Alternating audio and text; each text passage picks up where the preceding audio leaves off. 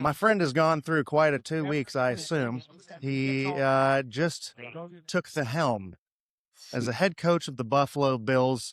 I don't know what it is. He's got some sort of witch's brew. He hasn't aged a day in the last 10 or 15 years, has the gold chain. One of the just purest humans I've ever been around. Joe Brady, welcome to the show, my friend. Hey, my guy. Thank you for having me, Mitch. But to kick this thing off, I thought we could talk about the geopolitical landscape, race, religion, really kind of put you out, see if we can't sink the ship before it starts.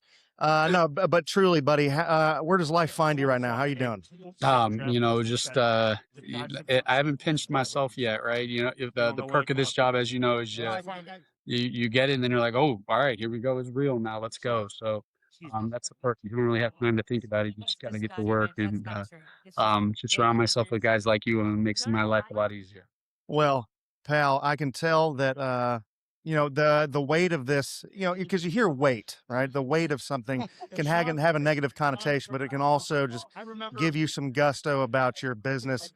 The one thing I thought that was profound to me was your introductory press conference, which I thought you absolutely slaughtered. So very well done. Two things stood out. One for me was that you said about the past 9 years matter, and I thought that was a pretty outstanding and pretty impactful statement.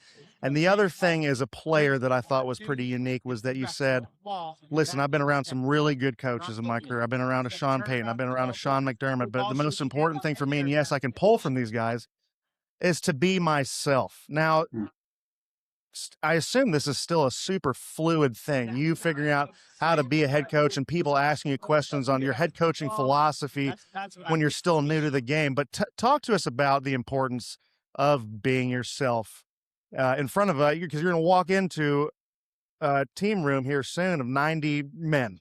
Yeah.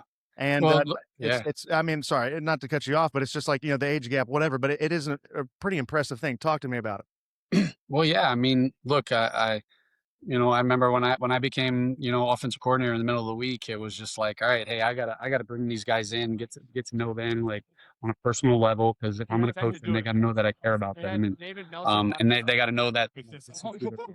And, I like to think whoever I was at the press conference is the same guy that I was when I first took over, and the same guy that I am after, some of these losses. And I think it's so important to be yourself, because if you try to be someone you're not through adversity, you're gonna crumble.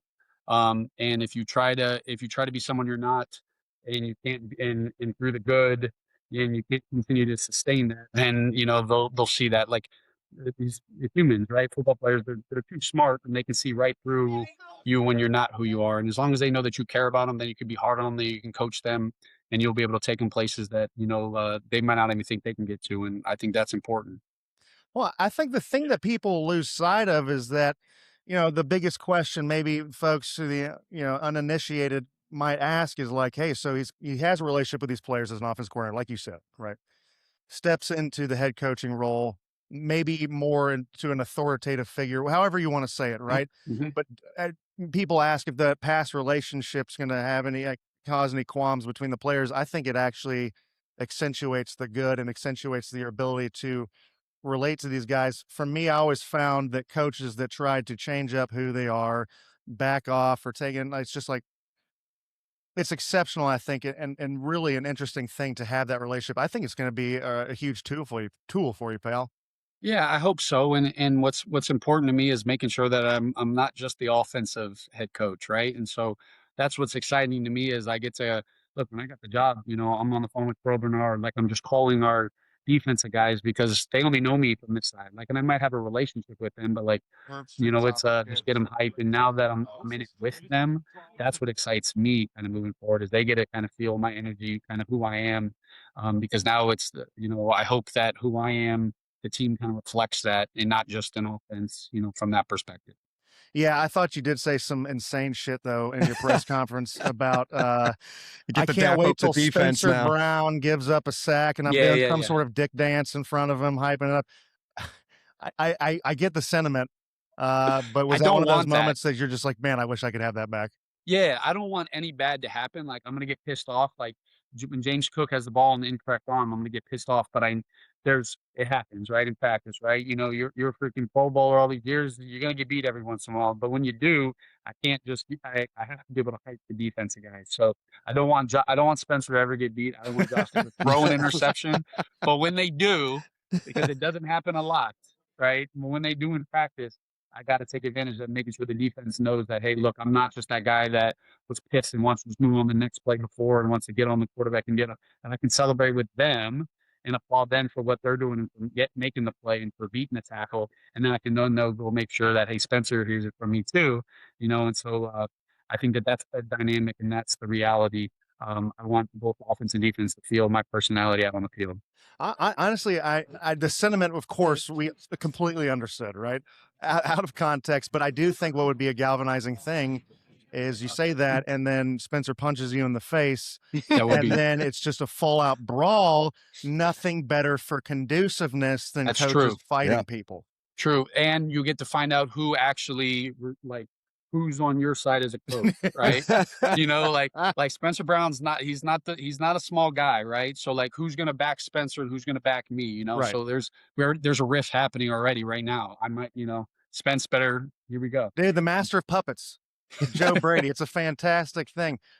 Joe, what was I going to ask? Something. Okay, so wait. So is there a question you're sick of answering already? What question do you just would like that you're sick of answering? What's the next one you're gonna ask me? What are you thinking? No, I get a No, lot. no. I'm look. I've had to talk so much about myself, and look for you that like a lot of people don't that I'm doing a lot of these interviews. They don't know me, right? But Right. in all these interviews, it's like, tell me about you. Talk about this. Like I don't talk about myself, right? Like it's never about me. It's never about things that I'm in a lot of these interviews and in this position because of some of the accomplishments that I've been a part of, but it's not because of me, right? So I really struggle when they're like, "All right, tell us about you, you know, describe you." And it's just like, man, like that's not who I am. So I'm glad that now that the press conference is over and all this stuff, that it's no longer about me, and I can kind of, you know, praise the guys that I'm doing it with. I appreciate that. But let's talk about you for a second. Hey, so the only thing I want to talk to you about is what's your relationship with sunscreen, Joe Brady? Um, it's fortunately living in New York, and my relationship is better than it was growing up in South Florida, that's for sure. Dude.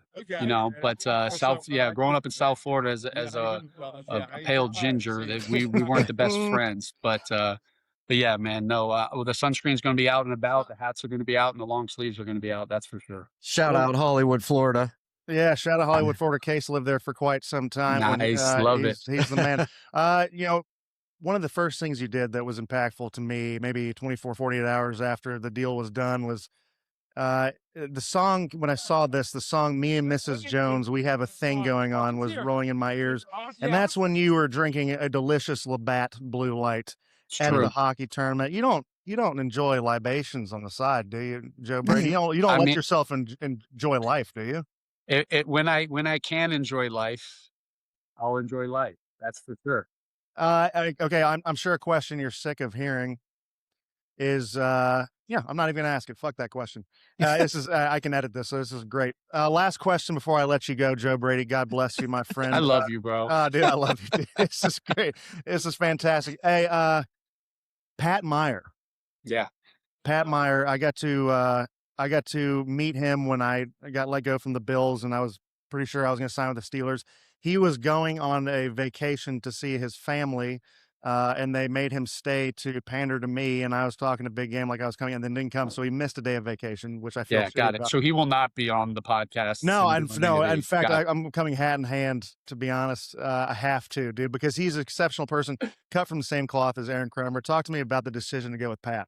Yeah, I mean, look, I was fortunate. I got to work with Pat in Carolina, and look, I've had so much appreciation for him, as you know, being in the New Orleans tree, being around guys like Chrome and Brendan Nugent, and then everyone's like, man, you're gonna love this Pat Meyer guy, and so got to be with him in Carolina, and man, just his personality, how much he cares about his players, the technique he uses, you know, it was, I loved working with him. And then you don't think those guys become available, right? Like Yeah. the reality is, there's a lot of openings, and I'm sitting there and I'm going through these interview process, and I'm like, man, like Pat Meyer, and they're like, can you get him? I was like, you got to hire me, because man, I'm sure every other team's trying to get him right now too. So once they're able to get Pat, man, and then having as a play caller to have an offensive line coach that I think is an incredible coach, but that has been with me, makes life so much easier for me, because he knows at least how I think. I know how he thinks, so we don't have to be in the same room at all times to be able to get what we need done. Because I'm going to figure out this head coach thing kind of on the fly, right? And No I doubt. can't be in the room as much as I was as the offensive coordinator. Of course.